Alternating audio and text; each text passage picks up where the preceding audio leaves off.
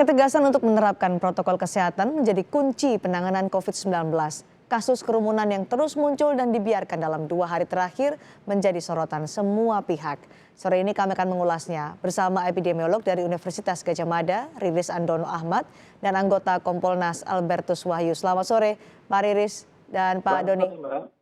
Selamat sore. Pak Riris selaku epidemiolog, apa yang kemudian terpersit di benak Pak Riris ketika melihat kerumunan dalam 2 hari terakhir itu? Yang jelas ini akan meningkatkan peningkatan transmisi atau penularan. Kita sudah lihat sebelumnya setiap ada libur beberapa hari ada pelonggaran, kasusnya akan meningkat. Sekarang kita sudah pada angka 5.000 per hari kemarin beberapa waktu yang lalu. Jadi semakin ada kerumunan yang besar itu akan semakin meningkatkan penularan. Semakin meningkatkan penularan. Bisa digambarkan kepada kami ketika kumpulan massa seperti itu, kerumunan yang terjadi, penularannya akan secepat apa sebenarnya Pak Riris? Ini tergantung pada, kita mengenal sekarang ada namanya VDJ, ventilasi, durasi, dan jarak. Tetapi juga kemudian ada berapa banyak orang yang terinfeksi di situ. Jadi dengan kerumunan yang densitasnya sangat tinggi, kemudian orang tidak bisa konsisten mengenakan masker, jaraknya sangat dekat, tentu saja kalau ada mereka yang terinfeksi tentu akan bisa menularkan dengan banyak orang. Apa kekhawatiran dari epidemiolog Pak Riris soal kerumunan massa ini? Kalau saya melihat terutama dengan kasus kerumunan belakang ini kan mereka yang datang tidak hanya anak-anak muda, tetapi banyak yang sudah tua, dan itu kemungkinan menjadi mereka yang punya resiko tinggi untuk sakit parah dan bahkannya meninggal. Jadi ini yang salah satu masalah. Masalah lain, tentu saja ini sudah banyak dibicarakan tadi, adanya upaya semacam orang jadi melihat kok jadi pilih kasih, dan itu nanti akan ada berubah menjadi pembangkangan sipil kalau itu dibiarkan begitu saja.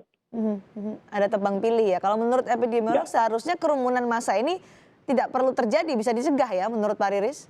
Seharusnya malah tidak terjadi karena aturan hukumnya udah jelas ya bahwa memang tidak boleh dilakukan.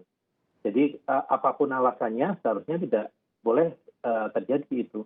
Oke, soal aturan hukum mungkin bisa dijelaskan juga Pak Riris dari sisi epidemiolog. Ada aturan soal wabah yang harusnya bisa ditegakkan oleh polisi atau mungkin ada sudut pandang lain dari epidemiolog? Ya, pertama bahwa kita punya undang-undang wabah yang bisa memastikan bahwa mereka yang menentang atau menghalangi upaya-upaya penanganan wabah itu bisa dipidanakan, dan itu sesuatu yang ada di dalam undang-undang, itu bisa dijadikan dasar. Yang kedua, ini adalah kondisi PSBB, di mana seharusnya masyarakat tidak melakukan mobilisasi besar-besaran. Jadi 2 hal ini sebenarnya sudah mencukupi. Oke, Anda melihat mereka yang berkerumun ini menentang penanganan pandemi COVID-19, Pak Riris? Saya rasa ini yang menjadi sesuatu hal ya, karena kita tahu bahwa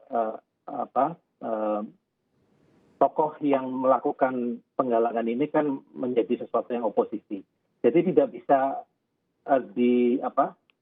dihindarkan persepsi bahwa ada upaya-upaya untuk mencoba mengecilkan upaya penanggulangan COVID oleh pemerintah. Kita punya undang-undang wabah, PSBB juga masih berlangsung hingga saat ini meskipun statusnya sudah menjadi PSBB transisi.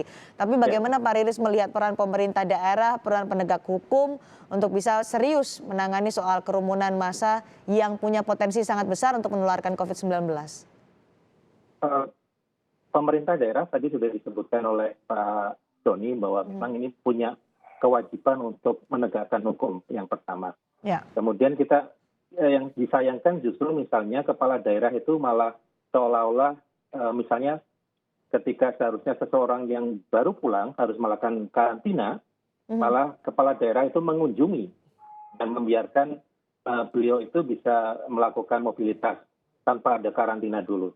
Apalagi sekarang ada kerumunan ini. Ada pembiaran ya yang dilakukan oleh pemerintah daerah. Dari penegak hukum mungkin yang disoroti oleh epidemiolog, Pak Riris? Kalau dari penegak hukum, saya rasa kalau memang kebijakannya jelas, ada perintah yang jelas itu akan dilakukan. Masalahnya sekarang siapa yang bertanggung jawab, punya otoritas untuk mengatakan bahwa memang ini dilarang. Itu yang perlu kejelasan. Oke, penegakan hukum dan juga pemerintah daerah supaya tidak terlihat ada kesan pembiaran kerumunan massa di tengah pandemi COVID-19 ini. Pak Doni, ada kesan pembiaran, ada kesan penegak hukum tidak tegas, pilih kasih tadi. Ada kalimat yang disampaikan oleh Pak Riris. Jadi menurut Anda gimana, Pak Bertus?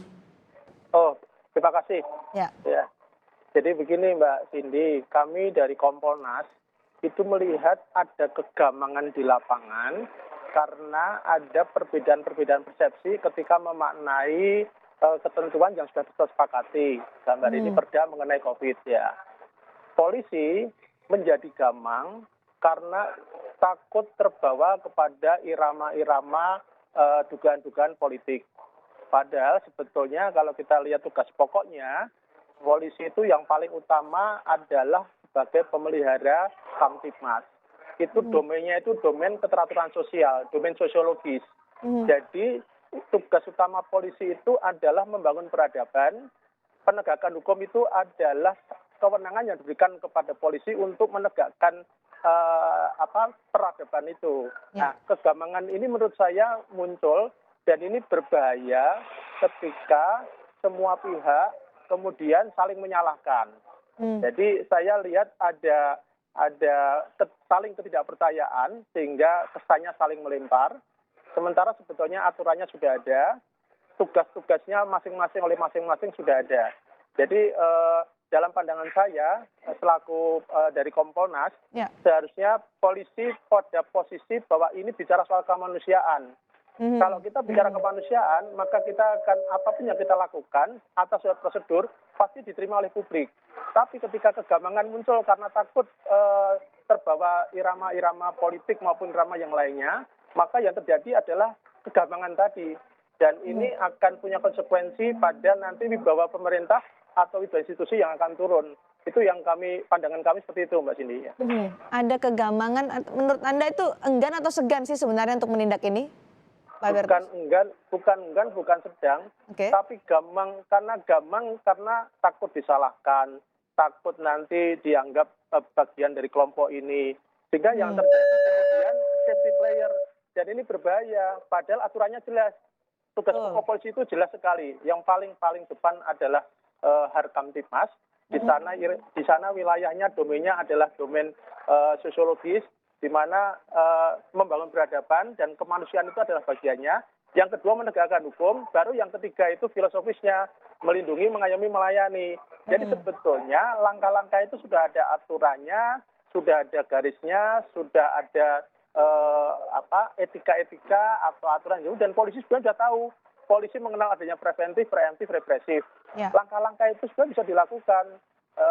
Kami dari Kompolnas terus saja melihat kalau ini dibiarkan saja, kegamangan ini semakin dipelihara, maka nanti dampaknya justru pada wibawa pemerintah secara lebih luas. Dan ini tidak elok untuk situasi yang kita sedang sama-sama ingin COVID ini hilang. Artinya tadi apakah polisi harus represif untuk menegakkan aturan terkait dengan pandemi COVID-19? Tidak harus represif. Tugas polisi itu adalah seperti tadi membangun peradaban melalui langkah-langkah yang sudah diatur oleh undang-undang. Langkahnya tidak harus dengan represif, bisa dengan preventif dulu, bisa dengan preemptif. Nah, preemptif ini dia harus melibatkan semua pihak, berbicara dengan tokoh masyarakat, berbicara dengan Pemda. Itu saya kira polisi sudah tahu caranya lah. Hanya karena gamang tadi sehingga kemudian saling melemparkan. Kapolda Jabar sudah bicara akan mengevaluasi. Kemudian Pak Doni sudah bilang ini tugasnya, sudah menelepon Pak Wagub. Ini kan saling melempar semua.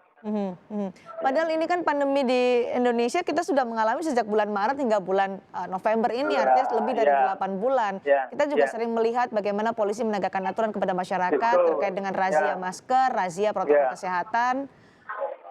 Apakah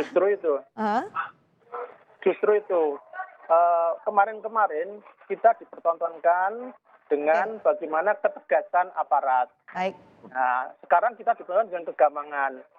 Sehingga menurut saya kita jangan saling menyalahkan lah. kita Oke, sekarang yang didorong sudah Kompolnas sinergi. apa kepada polisi? Menurut saya kita harus terbuka. Jadi polisi, Pemda, kemudian tim COVID, kita terbuka lah. Ini persoalan kita bersama, bukan hanya persoalannya polisi, bukannya persoalan Pemda, itu bersama. Sehingga jangan kita bicara sektoral, kita bicara ini kepentingan yang lebih luas, yaitu kepentingan, terutama ini kepentingan kemanusiaan, karena sudah banyak korban yang jatuh. Jadi kita jangan bicara lagi soal ini kelompok, ini sana. Kita bicara kemanusiaan lah. Jangan tebang pilih ya. Ya, justru karena kita bicara kemanusiaan, kita nggak akan tebang pilih.